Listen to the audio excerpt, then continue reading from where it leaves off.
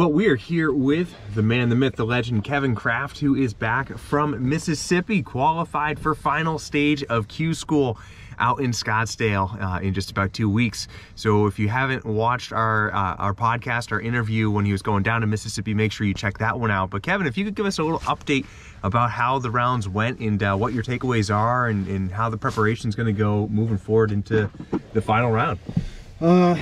Yeah, I couldn't have hit it a whole lot better down there, to be honest. Hit a whole lot of fairways and a whole lot of greens, and did not add to that a whole lot of putts. So focus really is going to be, again, short game. That's been the biggest thing I've been working on since this process started.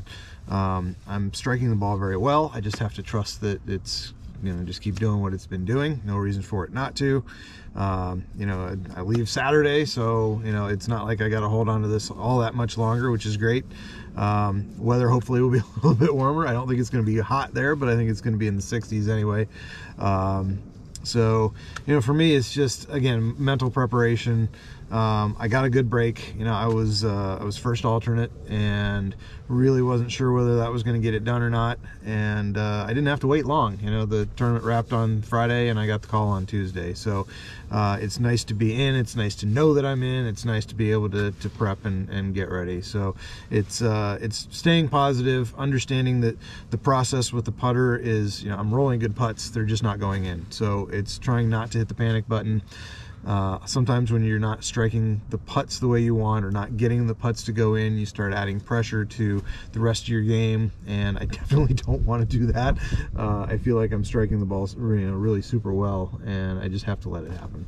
Now, after 4 days, which is a lot, a 4-day event, you only do a couple of those a year, you end up in a 5-way playoff. Walk us through what that's like and what the situation is, what the pressures and where your head's at, how you get through that. Well, considering the fact that none of us thought we were going to get in at that point, we all posted a number that was not terrible, but probably going to be out of the top 13, and to have a couple train wrecks coming in to give us even an opportunity, it was new life. And we had 5 guys for 2 qualifying spots and 2 alternate spots.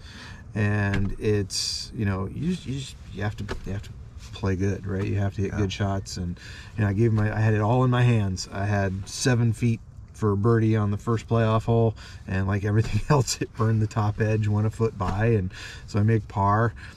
2 guys made bogey, so they were out. 1 guy made birdie. He had it in about 4 feet. He made birdie.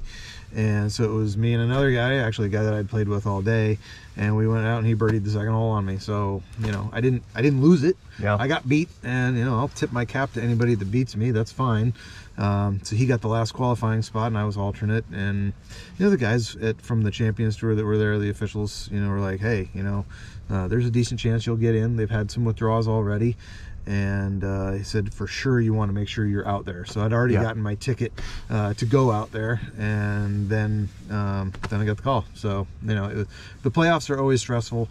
I used to have an awful record in playoffs, and now it's turned to be really good. Been pretty good. So I was a little bit surprised that I didn't get it done. I thought I'd make that first putt, but didn't happen. But it doesn't matter now. I'm in, and that's all that really matters. Well, speaking of making putts, you're just coming off a birdie. Let's hit a couple shots, and we'll check back in. Absolutely.